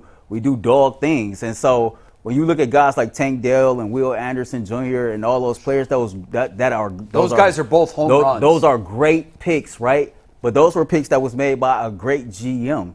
It's hard to really say what would have happened if we owned those picks. Who's to say that Andrew Berry would have drafted those same players? Well, he wouldn't have. Right? Or if those same players would have been developed. But I guess what you're doing is you're saying now that we know the names, you're saying this is the caliber of player we could have had. I get that. It's just hard for me to go apples for apples and say, okay, I wouldn't have made the trade, because we just got finished talking about, coaches here inside our organization developing players. Just who's to say if, hypothetically, if those same dudes was on the board and we drafted them, that they would have been developed the same way here? Or if Andrew Berry, based on how this team is all being I know built, is Tank Dell would look damn good in the Browns. And speaking of Tank Dell, man, prayers to you. He was a shooting victim, one of 10 people that was shot outside of a club in Florida. But overall, kudos to the Houston Texans. I think Nick Caserio did a great job of using the assets he got in that trade and building out a good team. It's just hard to say I wouldn't have done it in hindsight, because you don't know how those drafts would have played out if we would have still had those picks. No. Like for me, we got the quarterback that we felt like was the game changer for us, and we just got to roll with that. It is what it is at this point. I didn't love it then. I mean, I was on record the day after it happened. I was excited that we finally had this, but I hated what we gave up. And today I still hate what we gave up. That is a haul. That is a haul for one player. And the money part of it made it worse for me, because they went ahead and made him the highest paid in terms of guaranteed dollars. So I didn't love that. But just giving up all of those assets, when you do that, I always think back to the Herschel Walker trade. And by the way, I'm not the only one that has compared this to the Herschel Walker trade. There have been others that have said this one could turn out like Herschel Walker. The Herschel Walker trade did nothing for Minnesota. It put rings on a lot of people's fingers in Dallas. And they built a dynasty. I mean, I think they won 3 out of 4. That was just an unbelievable trade haul. And they hit on those picks. And they already had Troy Aikman, who was 1-15 or whatever his rookie season. And then they finally gave him pieces around him. And we saw what happened. I hope, this is my sincere hope, is that after this year, we no longer talk about this as a Dallas-Minnesota type trade. I can tell you this much. Houston's a superpower, and the Browns are not. And I think there are other things that go into that. They got the quarterback right, and that's the biggest thing. But I think Houston's going to be around for a while. And I think it's because of Caserio, quite frankly. It seems like every move they make is perfect. You had the offensive rookie of the year and the defensive rookie of the year. Yeah. That's pretty damn good. And some of that takes some luck, right? It does. No, I would feel worse if the C.J. Stroud pick was our pick, but it wasn't. Right? I agree with you. And so, and you look at that situation, that's because Carolina dropped the ball. You know what I mean? So I just think a lot of things have to play a part. But let me ask you a question, because you compared it to the Herschel Walker trade. To me, I think that the Trey Lance trade was worse than the Deshaun Watson trade. They traded 3 first-round picks as well, and a 3rd-round pick for a dude who was an unproven commodity that played at a small school. Yep. At least we shot the dice and seeing what we can roll. More of a known commodity. With a more known commodity I agree with our 3 first-round picks. So and that, I guess it ties into everything we've been talking about. This whole thing is a crapshoot. When you trade for players, when you draft players, etc., you don't know until you get them inside your organization and see how things work out. And I'm also speaking on there's 40% of the hay is in the barn, okay? We've only seen 2 of his 5 years. By week 8 next year, I don't think anyone would ever look at this and say it was a steal for the Browns. I don't think that's ever going to happen. My hope is that it turns out being more of a wash, to where the Browns have some playoff success and the Texans do not. Because when that trade was made, the Browns were way further along on the continuum of winning than the Texans were. And they've got a playoff win since then, and we don't. Well, so this is the perfect analogy. Now, I got a lot of analogies, but I'm gonna give you a personal one. Everybody get their popcorn ready. Now, look, everybody know G. Bush got the Range Rover, right? Guess what? Range Rover engine just blew up. Just blew up, right? It did. So guess what? Think about it. So I'm making car payments. You signed up for it, right? Oh, that is a good analogy. You signed up for the engine blew up. So now what do? You can either take that car, put it in the garage and still make the payment, You can spite yourself and say, I'm not making no payments, and have them come get the car and have your credit be terrible. Or you can go get another car and roll over that payment. Ugh. Now, guess what? When you get another car, you got to roll over that payment. That hurt, don't it? Isn't an option rehabilitating your car? But rehabilitating it for $20,000 in a new engine when it's already, you see? My God. So I'm just giving you, I ain't just making this up on the spot. I'm just giving you the real as we sit here today. So here's how this, you say, G. Bush, what you talk about your car for? Your heart goes out to you. This is about the Browns. Well, guess what? The Cleveland Browns, when they took first overall Baker Mayfield, that was the Range Rover. We thought it was going to go. I thought Deshaun Watson was going to be the Range Rover. Nah, here's where the analogy That's the Ferrari, comes in. man. That's the Ferrari. Because Baker just got paid. But no, here's the thing. Baker, we say, oh God, we got us one. It's running good. It's awesome. But guess what happened? We missed. And Did we? Yeah. Oh, we missed. If he ain't, I don't think we did. If he ain't on the team, we missed. Yeah, but Look look what he's done since he left. Let me finish. I think you got the wrong car. No. So when we went and got Baker Mayfield, we thought we was rolling. We won a playoff game. And when it came time to solidify the deal, to sign him long term, to get him under contract so the rest of the team can actually expand and we can get where we want to go, The engine went up. the engine goes out. Yeah, but see, here's the problem with that. Not finished. Baker Mayfield has won a playoff game since then. But hold on. But here's the thing. When you get rid of that car goes to the lot, or you get rid of it, you get another one. Guess what? The next owner can come and say, you know what? Look at that Range Rover over there. That's a nice body on that. What's wrong with that? They said, man, the engine's going out. Guess what? They got somebody that can fix the engine. They got an offensive coordinator, a team, a mechanic that can fix it. They fixed that Range Rover up. It didn't cost them $20,000. They fixed it up, got a bargain, and rehabilitated. Now they driving around. Hung, AG Bush. Hey, you like this Range Rover we got? This So is isn't yours. that the winner? So they won, but for the Cleveland Browns, you got to understand this. When you miss, you got to roll that payment over because you got to get to work. You got to have a car, so you're not worried about the Yeah, price. but they were at the end of the payment book with Baker Mayfield. Here's Like the car was paid off. No. That car was not paid off. We paid for Baker Mayfield with 1-31. That happened before he came around. But that's though. how we got that money. And so when you got Deshaun Watson, here, and you say, well, you paid too much for it. It's 3 first-round draft picks. It's too much money. It's not just the 3 first rounds. It was 6 picks total. But guess what? When the car dealership got the gun to the head and you got to get to work, the price is the price. The Cleveland Browns had to roll that money over. So the price they got for Deshaun Watson, is it above market price? Sure it is. Am I going to have to pay above market price for a brand new car? Sure it is. But guess what? When that engine blow out and you don't have no other options, the Cleveland Browns needed to get it done. The reason I look at that is not being a fair analogy. I thought where you were going was Deshaun Watson was going to be the Range Rover. I just want to know who got the Range Rover. So you said right now the Buccaneers got the Range Rover. Okay, so touche, right? Because it's tax time. Well, it's at the end of tax time, and right? This is what people do with their tax money in the hood, right? They go buy like old foreign cars that didn't had engine problems, that didn't have brake problems. And they go fix them up. And then they go fix them up, because guess what? It's a Range Rover. They looking at the outer body. Right. They ain't looking at the guts of it. Right. So maybe Baker Mayfield is your tax time Range Rover. There it is. That's what that is. He's your tax time Range Rover. That JD Rider, that 22%. Right. It's going to get you through the summer. You're going to flaunt it in the hood. Here's the beauty of this And by argument. the winter, you're going to need a new car. Here's the beauty of this argument. Through 2 years, if you're going to call it what it is, Deshaun Watson has been a lemon. And I don't think there's anybody that can dispute that. When you give up 6 picks for a guy and he gives you 11 games and no playoff wins, you can't say I got my money's worth. You just can't.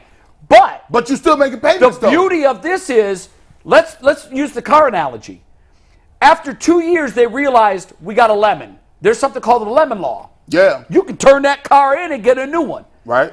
If Deshaun Watson rolls into camp this year and he's not the lemon, he's the lemon's replacement, and we got 3 more years on paying for this, It works. That's why I'm saying I'm holding out hope. Right. I'm holding out hope. You in the car, like, you get in the winter, you turn it on, you like, I hope this start, I hope this start, I hope You know this what that start. feeling is. Yes. Then you also know the feeling when you get that brand new car, you got no worries. Listen, ain't nothing. That boy, that's what we call a Patrick Mahomes. You get in that car, rain, I want sleet, a snow, room. And I thought when That's the Tesla you drive with no hands right there. When we gave him the guaranteed money, You thought that it? was Deshaun. That was Patrick Mahomes' money. It was. So I think part of this is the expectations. A lot of times, New York Yankees go out and they sign the available free agent. And he goes to New York and they find out right away, oh, this dude ain't built for New York. Or he's not. He didn't understand how bright these lights are. He did not know that the media comes in every day with a hatchet in one hand and a baseball bat in the other. And some guys can take that and some guys can't.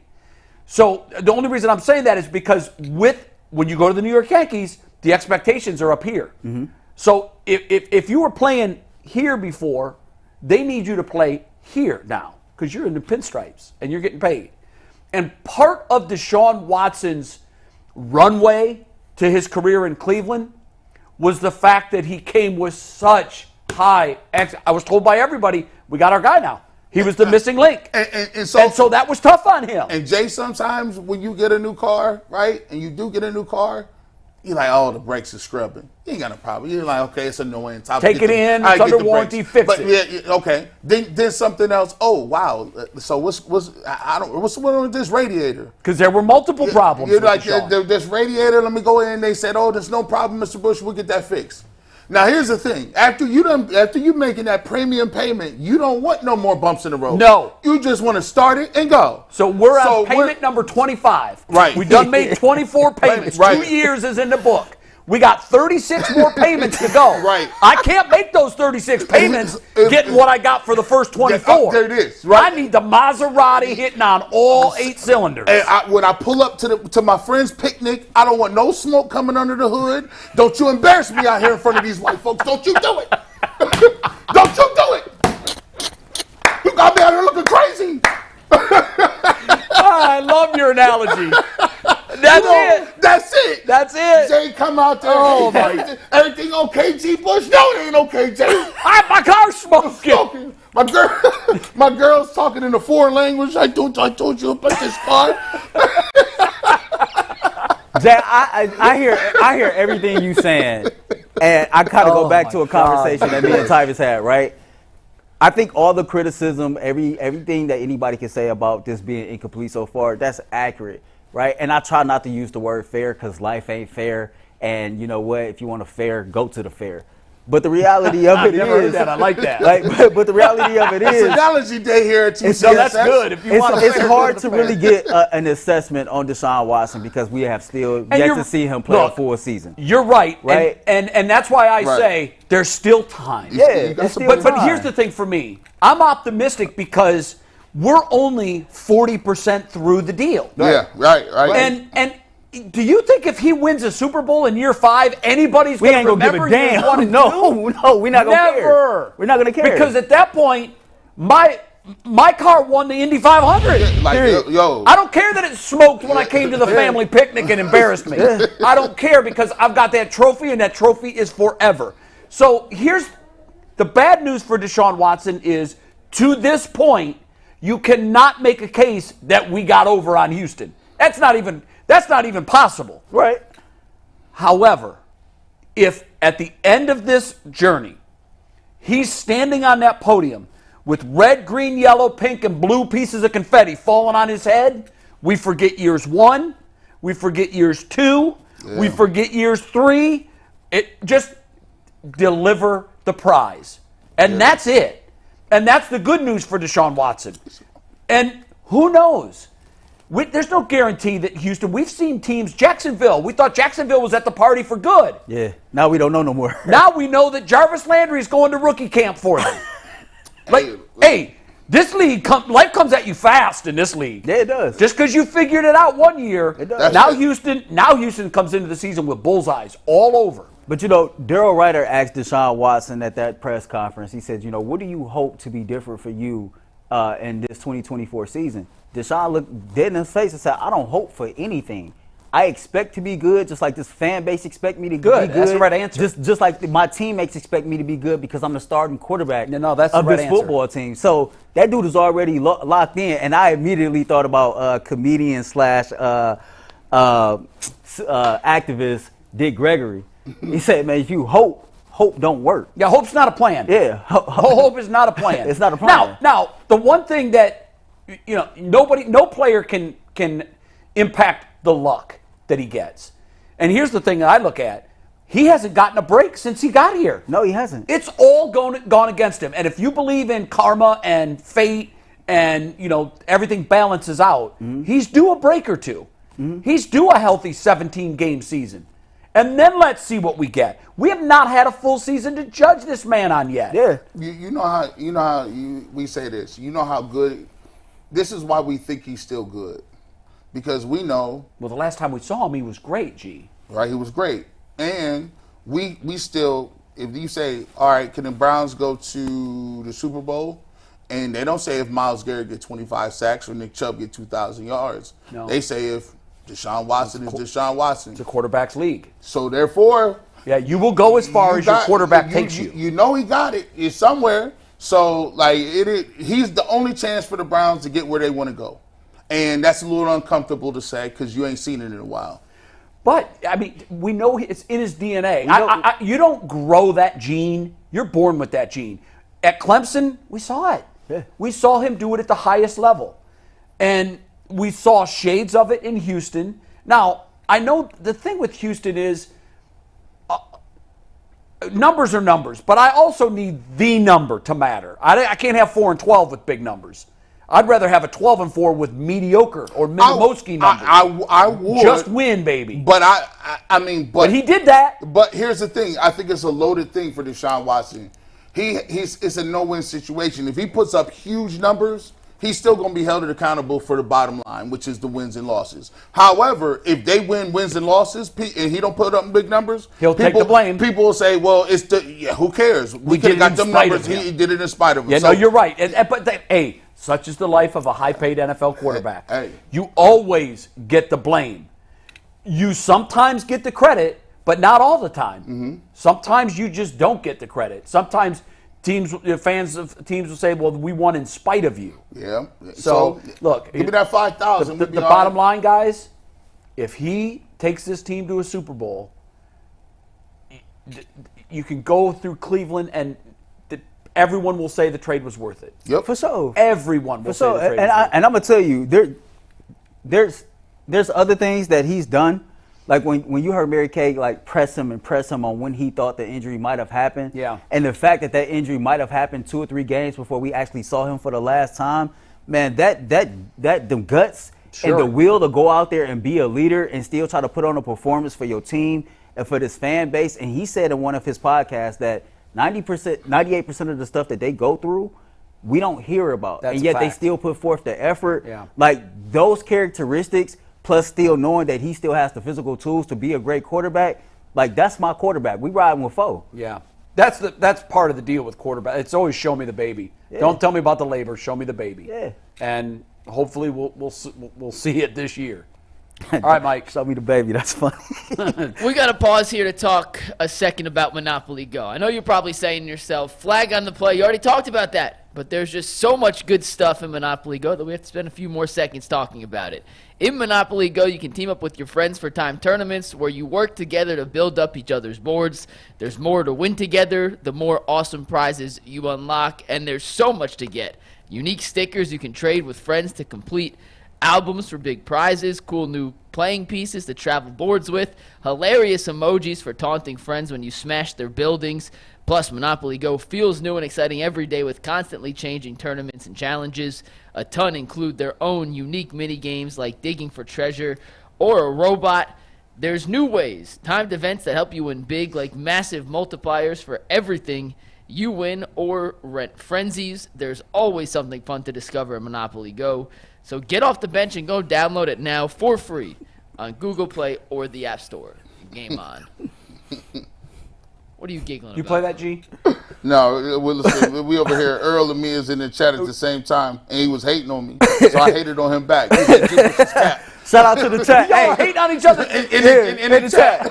It's all a good fun. Hey, shout out to the chat. Y'all let me know if y'all trying to play Monopoly. Go together. Right. And listen, if I run up my bank $9 billion or $9 million, and I wake up and Evan 419 and stole my money, bro, we gonna go at it on this show, man. How is it that they can steal your money? You ever woke up, man, from download it?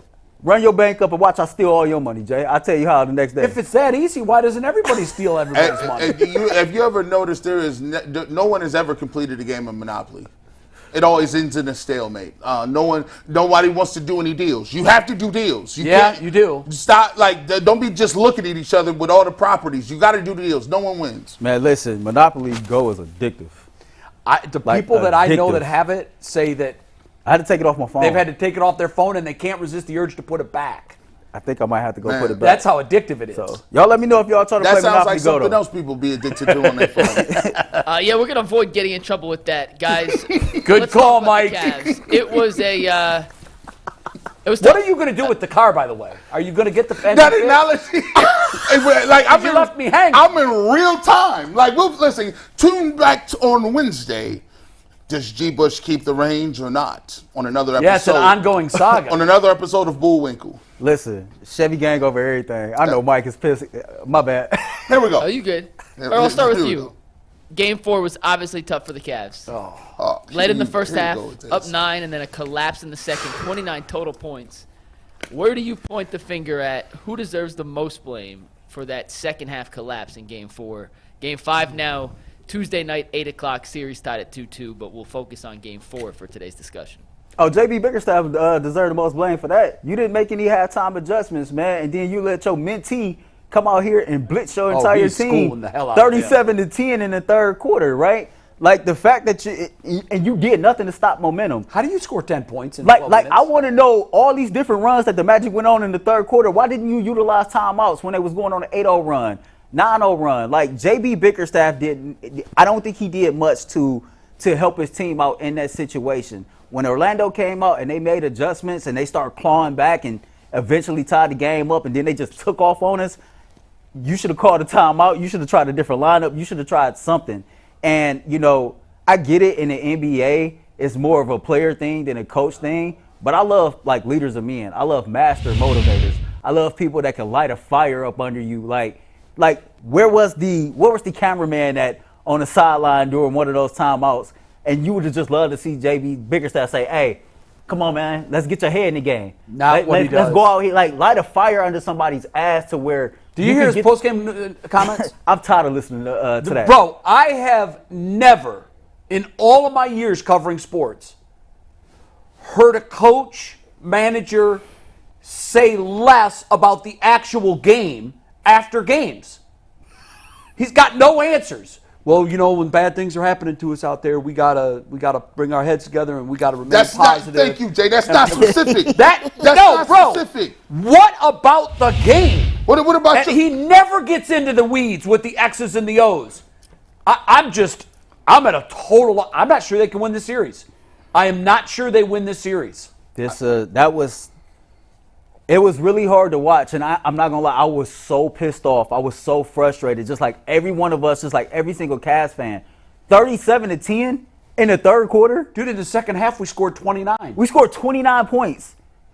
It wasn't quite as bad because they had a 26-point lead against the Clippers. But the offense that we saw in the second half against the Clippers is the offense we've seen in Orlando. That you don't have, with all the talent that he has on this roster, you can't figure out how to score points with this team? I don't care who's playing defense. You got to score more than 29 and a half. If they do that for two halves in a row, they score 58. Yeah. 58! Mr. Gilbert, where's the camera? Mr. Do Gilbert, this one here. Yeah, Mr. Gilbert. I want to talk to you, real talk. My name is G. Bush, and I drive a. I'm in a Nissan right now, but I used to drive a Range Rovers, bro. But listen, this is embarrassing, and you have to take this personally. I know you're a proud dude. I know you're a champion. I know you done brought a championship here, and you know what championships basketball is. It starts from the top, and I know you'll do anything to win because I done seen you spend checks. I done seen you go back and get LeBron. I done seen you go over the luxury tax. But after that performance in Game 4, your general manager, you don't have one. He needs to go. I'm sorry. His prized possessions that he came out here, you need shooting, we need shooting, we need shooting. You wouldn't got these two shooters. George Niang and Matt Strus are on a milk box. Let's talk about the max contract that he gave Darius Garland. Game 3, 5 points. Let's talk about the announcing team. Every single time I turn the television on, people's being an apologist. Well, we're almost down. We're only down 25. Just chip away, chip away. Just get it to single digits. Listen. This is embarrassing. We got embarrassed by New York. We get embarrassed by a team that has a rebuild that started later than yours. Where are you at in the rebuild? You keep talking about all these young talent. Guess who's #1 seed in the West? Oklahoma City. You're getting beat by Orlando. Your rebuild ain't looking like much of nothing. Look at Minnesota. And look at Minnesota. Where they at? We sitting here making excuses talking about if Evan Mobley develops a jumper, if he becomes Reggie Miller, we'll be good. I ain't got no time for that. You hire nice, soft guys. Everybody is talking about this team in nice terms. You're nice and soft. Like McDonald's soft serve ice cream from the top down. Your coach don't know what he's doing. He sits there like this as you get blown out 2 games in a row by 80 points. And if you went on the internet, I hear another one person say this. You on the doggone internet talk about, well, that happens in the league. Then you get blown out by 39 sometimes and people don't go show up. How is that even possible? How is that excusable? When you play sports, there's a lot of dudes out there, and I don't go to this card. Maybe y'all didn't play nothing when you grew up. You know what they do? Maybe you didn't do anything. Maybe you like being mediocre. Maybe that's the reason you ain't got you're not going nowhere in your job. You don't do anything in life because mediocre is fine. You keep telling me every time we say something about these people, oh my gosh, just calm down. You're being unreasonable. Unreasonable, you see what unreasonable gets you? Blown out by 80 points on the road. And I don't care if y'all beat Orlando. They still got to go. Because guess what? This team ain't got it in here. They snatch your heart, and it's nice having a bunch of nice guys and Boy Scouts of America, but they ain't never winning no championship. You think you gonna go out here and beat the Celtics? You know it. Kobe Bryant and LeBron James and Michael Jordan eat people's hearts for living in the playoffs. You got guys around there dapping it up, talking about if we lose by 40 or lose by 2, we still lost. What is that? What is that? What is this? And I'm looking like Adam the Bull, the dark version. I don't know what to do this. And we got to watch this every single game with the coach saying, well, it was a bear in the street. That's why we couldn't hit any 3-pointers. And the guys were open. We just got down a little bit. Stop it. These 51 win games. I told y'all you should have did that last year. You ran it back. We ain't taking it. We're not running nothing back. There will be changes or people won't show up. I'm sorry. I'll watch the Guardians. I'm fair weather anyway. I'll go see Stephen vote. I ain't got no time to come down there and talk about these apologists with these games. I'm sorry, I took up too much time. Get these dudes out of here. No, you didn't take up enough. I can watch that all day long. It's so funny. It's on my Twitter, man, and whoever followed me on Twitter, y'all can go see it. But I said after the game, I am finding a more and more appreciation for that 2016 team from the top to the bottom. Every day that we get removed from that championship, the toughness, the grittiness, right? The will to win. They used to step the term we be using in the streets now, we stepping on everything. We stepping on shit. That's what we basically say, right? Yeah. The Cavs used to step on shit. This Cavs team, they ain't stepping on nothing. They run from it. They don't assert themselves mentally, physically, or nothing like that. And y'all know I'm a huge, huge Donovan Mitchell fan. And my boy, he gets up there and he says the right things all the times, man. But Spider, 4 shot attempts in the second half, bro. That cannot happen, man. To me, that was a message. That cannot happen. 0 points, that cannot happen. I feel like more than anything, that was a message. I don't have it in my notes, but I think my man scored, Mike, help me out. 18. I think my man scored somewhere between 53 and 58 points in games 1 and 2 combined. He scored 20, 31, 32. I added up, it was minus 21. That's where we at. My star player can't be minus 21. This team goes as far as Donovan Mitchell goes, right? And honestly, if it wasn't for Donovan Mitchell, this team wouldn't even be a play-in team. We seen what this team is like when he's not there, when he's not on his game. We need Donovan Mitchell to be on his game. Like, leaders got to lead. Ballers got to ball. You got to step up, and we need more from him because, sadly, like, I don't know who else we going to get anything else from when it comes to the players that's on the court in this series. I'm terrified that we lose Game 5 in Cleveland and then go to. I mean, No, we bet not. Does We bet anybody not. think that we can find a way to beat Orlando in Orlando? No, but I'll they say look like this. the world champs. I'll in say Orlando. this: the only positive I can say, Orlando don't look like they can beat us in Cleveland, right? No. And if everything holds serve, we win this game, and we win this in 7 games. But who the hell on this panel feels comfortable I don't. or confident I in the don't think- Cavs, even if you win it in 7 games? I don't think Nobody. they win it in 7 games. Like, nobody. I think that the way things are shaping up right now, they're more likely to lose it in 7 games. Orlando was closer to winning a game on the road than the Cavs ever dreamed of in At this least series. they play hard. They got it to 4 and 6 points, I think, in the fourth quarter. Even though the one game was a blowout, but they got them close in the second half at certain point. In Game 2, it got just 6? on the fringe. No, it never got into single digits. It got just on the fringe of being like, okay, Cavs got to pick their shit up. No, But I think they got it to single digits, Mike, in the fourth I quarter. thought it was the single digits. Yeah, I think they of did. Game 2. Game yeah. 2. Yeah. I don't think so. I'll double Yeah, go I check don't the think game so. tracker. I'm pretty sure they did. Go ahead. The bottom line is this. This team with this coach will win nothing. The reason I thought it was time to pivot at the coach position last year You said that. is because how many years in the progression are you going to waste? The Donovan Mitchell experiment right now, we talk about, well, you know, the Deshaun Watson experiment is only 40% through. The Donovan Mitchell experiment is over. He's not coming back. Why would he? Joe Varden wrote a great article in The Athletic, and he said, you know, this current Cavs team that's constructed with Donovan Mitchell, it's time to, like, have that hard conversation. Well, that it didn't work. But here's the thing. I'm not quick to say that Donovan Mitchell isn't coming back. I want to try to do everything I can to keep this dude, right? Maybe you need to change out the pieces around him. I don't know. I don't know if trading Donovan Mitchell is the right answer. As far as the coach thing, us being a year too late, I am a firm believer we should have hired either Nick Nurse or Ime last year when we had the opportunity. Yeah. If you look at what Ime is doing with the Houston Rockets right now, the Rockets ain't had no business being a team that was 500, teetering around 500, etc. So, like, when you go to that part of it, But here's the other part of it. And not to cut you off, G, because I need you to cook again. I compared this to the offseason with the Cleveland Browns last year. We kept saying the Browns got this hole, this hole, this hole, this hole, and it was up for Andrew Berry to go out there and buy some more groceries and see what Kevin Stefanski can do with it. Kevin Stefanski went out here and he won Coach of the Year. Okay, Kobe Altman did the same thing. Now, I don't know if Kobe Altman went to the same grocery store or not as Andrew Berry did, because clearly the products that he brought back is not giving the same return on investment. And what the point I'm making is, even with the shooting, even with, like, everything that happened when Darius Garland and Evan Mobley was hurt, it was like everything was being served up on a platter for JB to figure out how to make this thing better, and he still couldn't do it. No, the one thing I go back to is, and he stepped in it on accident, was the run from January into mid-February when they were 18-2 with Mobley and Garland out. Right. For whatever reason, they figured it out. I think Jarrett Allen is more important to this team than either Mobley or Garland. Laugh at me if you want, Mike.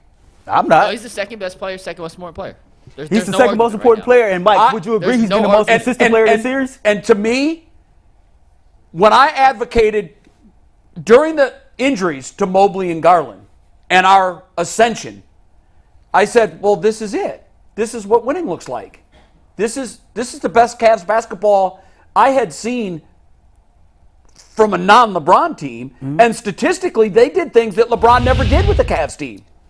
Their point differential in that 18-2 run, plus 303. It never been done before. The one thing, Jay, from that 20-game stretch that baffles me why the Cavs aren't going back to is during that 20-game stretch, the whole team was hot. Everyone was making shots. Yep.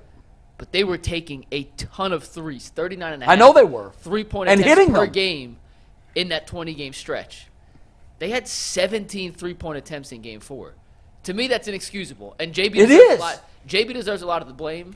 The players, and especially Donovan and Darius, are way too talented to put up this little offensive production regardless of who's coaching. Have you ever seen Jekyll and Hyde more than this? No. Have you ever seen a team's high end and low end so dramatically separated? I haven't. We should I got a bad question, job out of Mike. us because they haven't been consistent since pre-All-Star break. Mike, I got a question. One sec, bro. If that's the case. Hold on, one sec. They've only won back-to-back games since the All-Star break, once in the regular After season. 18-2, they were under 500. It was just that last 2-game stretch against Memphis and then Indiana. And with Anthony at the bench, if Anthony was coaching this team, they still have enough offensive talent not to put out the last two offensive production. that's what I don't. That's why I can't understand this. Everyone outside of Jared Allen, and I mean everyone, top to bottom, is culpable and deserves some blame. Jared Allen, you're excused. You have played above expectations. I don't think anyone on the Cavs roster, coach or player, has lived up to what you would baseline minimum expect. I'm going to give you. Tell me the thing that's wrong. The number one thing that is wrong with this team. What is it? They took 17 threes. You're not going to win in the playoffs. No, I mean like the way they're built. To me, it's the fact that we've seen enough of Darius and Donovan together to know that it is never going to work. It's not. I'm sorry. I said that when he was out and they went nuts. One of the things that most stunned me was that Jared Allen's touches per game went up by 40. Yeah. That's almost impossible to do. I'm gonna just be real. Like people overestimated just how good Darius Garland is. And let's be clear, he's had 1 year, that All-Star year he had. What was the common denominator? He got to dribble around and do whatever he wanted because Colin Sexton was out most of the year. That's facts. When you put him with anybody else, where is his numbers gone? It's easy playing around when you ain't got no expectations, one, and no restrictions, two. They didn't want to sign Colin Sexton, so what they do, they put the ball in Darius Garland's hands and say, let's see. Darius is better. We need to roll with Darius. Now, guess what? We've also overestimated what Evan Mobley is. We keep seeing guys that are unicorns. I ask you, he not better than Porzingis, and they gave up on Porzingis 3 times. Bro, when I said during their 18-2 run, 14-7? I said, I don't think that we need both these guys. I mean, they were both in there limited, but they weren't there together. And I said, and boy, you'd have thought that I would have said, you need to trade LeBron James in his prime. People went crazy. Bananas when I said that. I got it the worst. I said bring DG off the bench, and people thought I was the dumbest person in the world. When they're in there together, you can see the offense come to a grinding halt. Their ball movement is stale. It's rudimentary. I don't know where to go, but I know this. I think we've seen at that time the peak of JB. At that time when I made that statement that Darius Garland should come off the bench, like I got clowned for it. My whole thought I advocated trading him. My whole thought process was this. I'm seeing this team right now without Evan Mobley and Darius Garland. They have success. They shooting a bunch of threes. You know, they playing a 1 in and 4 out. Why not deploy a second unit when you can still do the same thing? Evan Mobley's your 1 in. Darius Garland leads the train on your 4 out. To me, that made sense, but people was making it seem like that it was the worst idea in the world. Well, the problem is your minutes are going to overlap. You can't play Donovan 24 minutes and Darius 24 And then, minutes. Mike, the question I have for you, you said, okay, they shot 17 threes. That's inexcusable for guys like Darius Garland and Donovan Mitchell. On your post-game show, shout out to Mike, too. Like, his Ultimate Cavs post-game show was fire. And he said, if I was JB Bickerstaff, since they embarrassed me, I'm going to embarrass y'all. And I would have left them in the game. So, Mike, my question is to you. If you know, like, as a coach, and you see these dudes are just not willing to shoot, then why not just take them out the damn game? Like, even if it is Donovan Mitchell, okay, Spider, you see, it seems like to me you don't want to shoot the ball. So forget it. Sam, go play. Yeah, it's like, never happens. I just don't understand stuff like that. And when coaches do that, it doesn't end well. He is not that it's going to end well for him anyhow, because it ain't going to end well regardless. But you got to try something different. You always talk about progression. You got to, actually the progression is after years of sucking, you make the playoffs, you lose in the first round. The next year, you win the first round and you lose in the second round. The next year, you're in the conference finals. That's the progression. You know what our progression is? We lost in the play-in game. We won 1 playoff game. Now we're going to win 2 playoff games. That's not enough. Not with this roster. You cannot. And I I just want to show you the most damning part of it because we sat there and we are very pinpoint accurate on the Cleveland Browns, and we've even tracked 4 years of the Deshaun Watson trade. We just got done doing that segment. But let me just tell you about this. We talk about paying over sticker price for something and going upside down and alone. Let's talk about what the Cleveland Cavaliers got going on the next year. 2025, you think they got a first-round pick? Oh, they don't have first-round pick forever. That's in Utah. 2026, Utah got that pick. 2027, Utah got that pick. 2028, Utah got that pick. 2029, Utah got that pick. 2030, the San Antonio Spurs got your second-round pick. You don't have a first-round pick until 2030. Oh, that's not 100% true. What was the... Well, they have Utah's first. They just got to switch with Utah 2 of those years. They still have first-round picks. And when is the first-round pick coming? Well, they have first-round picks. Just Utah gets the better of the They pick. swapped. Yeah. Yeah, So they still have a first-round So you pick swapped and on all these, you got all this capital away for a guy who you're gonna lose for free if you don't trade. He's got to be traded. He's not coming back to this train So, wreck. so Why would he? Where's the Calvary coming in at? Did you guys see it was surfacing over the weekend when Shaq said to Donovan Mitchell's face? That was in Utah. I know. Remember we said that? Yeah, but that's resurfacing. Yeah, because it's proven. Shaq's comments are proven to be true. You can't have when Wagner has 30 plus and he's a rookie or second year player. When Banchero has 30 plus. Well, that's all effort. Banchero had 9 points. That's the sad part about it. This team wants to win. 31. The Cavs have their own first-round pick this year, too.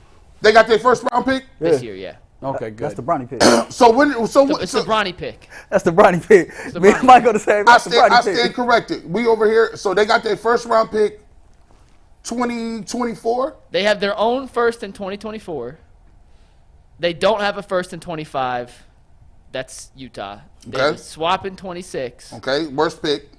27 is their own again, and 28's the swap. Now, what is the rule? They can't trade first round picks back-to-back years, right? It's more complicated than just that. The reality of the situation, I tweeted this too. They don't have a ton of assets to trade. That's what you're asking. Okay. You know what your plan is? Get LeBron. Draft Bronny and get LeBron's ass back in That's here. it. That's Because it. here's what Cleveland Cavalier basketball has been over the last 20 years without LeBron James. 2 playoff wins. 3. People laughed 3. at me. None on the road. None on the road. None on the road. People laughed at me and said, like, I was dead serious. I said, the only thing you got right now is you hope that you draft Bronny, you get LeBron James back here, everything looks better, and you probably look like a team in the East that can be good to the finals. Other than that, if you lose Donovan Mitchell, you already know Darius Garland ain't it, and you're back to being a playing team. Listen, for me, people might not agree with this. I'm doing everything in my power still to keep Donovan Mitchell, and I'm keeping Jared Allen. I'm getting a new GM. I'm getting a new coach. I'm trading Evan Mobley, and I'm trading Darius Garland. And I'm trying to I hope co-sign all that.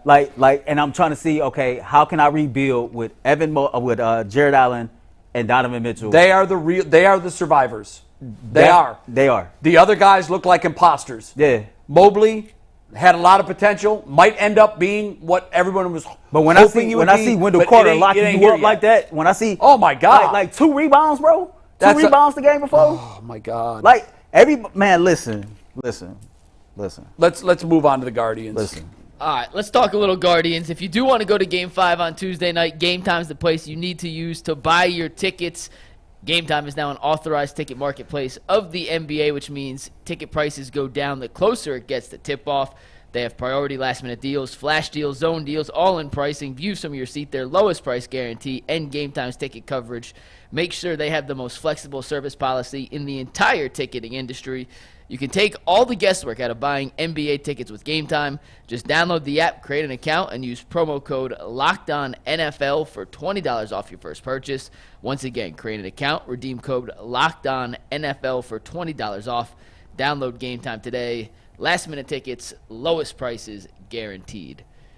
Jay, the Guardians, and the Braves met this weekend. The Guardians lost 2 of 3, but there were some base running blunders that I wanted to focus in on today. Hunter Gaddis also did not have a Hunter Gaddis stellar was a weekend. disaster. Let's start with Hunter Gaddis, then let's start with the base. Hadn't given up. I don't think he'd given up a run all year. It was a tough look for Hunter Gaddis. He blew the lead in the 8th of both games. Yep. On Saturday, they ended up still getting the win thanks to some quality bullpen work from guys not named Hunter Gaddis and some clutch base running, actually. I'm not disheartened at all by what I saw. I would have, if Gaddis was Gaddis, they'd take 2 of 3. Right. Even if he was just himself yesterday, they'd take 2 of 3. This Braves team, for me, is the best I've seen this year. They just are. And you talked about it. We thought that you were gonna find out something. Yeah. Against the Braves, because the Braves is probably one of the best teams in the National League. Listen, they're on my shorthand list to go to the World Series, and they're well rounded. They got bats, they got gloves, they do the thing in the field, and they got pitching. So for me, you lose 2 out of 3. You should have won. You should have won 2 out of 3. You lost 2 out of 3. But I look at it like this, those types of series are gonna happen. You just want to win again more series than you lose. You just want to see if they've lost 2 series to the best 2 teams that they've played. So Yankees and the Braves. I mean, for me, I walked away from this weekend confident. Like, my Cleveland Guardians can play with any team in a major. Scrappy, right? Scrappy team. I know for a fact now that this team can compete and just play with anybody. Yeah. They should have won 2 or 3 out of this series, but overall, when I look at the first month of this season, what are we, 19-8? We got 11 road wins already. I think that the fan base needs to stop waiting on the bottom to fall out and accept that we got a damn good baseball team, and I believe that this can be sustained. Now, I get it with baseball, Jay. Things happen game to game, month to month, right? For as hot as they were, for as great as the start they got off to, they can absolutely bottom out in the month of May. I don't believe that's going to happen. This team is scrappy. This team believes. This team is confident. You got guys who had untapped potential, reaching their potential, and it goes back to all the points that all 3 of us said on this panel and made last Monday. Stephen Vogt. Stephen Vogt got this team really believing that they can play with anyone. And was it a letdown to not win that series? Yes, but it wasn't the most discouraging thing. If Hunter Gaddis had been Hunter Gaddis that we had seen, last week and the weeks prior, we would have been fine. I mean, Stephen Vogt did what he had been doing. 2-3 run lead. You set him up in the 8th with Gaddis. You bring him Clase in the 9th, right? So the plan was the plan. You pitch 2 innings in this entire series and give up 4 runs. Yeah. That's tough. 4 big runs. That's tough when you're going against this team. Yeah. It's kind of suck to say this, but if you win 100 games, that means you lost 60. Right. Well, if you hit 300, that means 7 out of 10 times you make it out. Right. Baseball is a game where you're set up to fail. Yeah. You lost. I'm not going to go crazy every time they take these L's. You could listen. If they have an excellent year, they take 60 L's. And so, there's 2 L's they took to the Braves in another division. Yeah, that's more losses in a year than the Browns and the Cavs combined. Had. So it's just and you're at 100 wins. You're probably hosting all the way through the playoffs if you do that. I know Mike wanted to spend some time talking about the base running, and that's fair. Jose, I don't know what Jose was it's one of them things. But you know what? The reason I'm not going to kill him or Quan, because Quan made some mistakes too. You can't get picked off. He got picked off. You can't get picked off. But here's the thing. They also have won games this year because of their base running. Stephen Vogt has made the very conscious decision. We're fast, we're smart on the bases, and we're going to run. Now, when you try to steal bases, you're going to get thrown out. You're going to get picked off. You're aggressive. He was probably tipping what he was doing over at first base, and that's why they got him twice.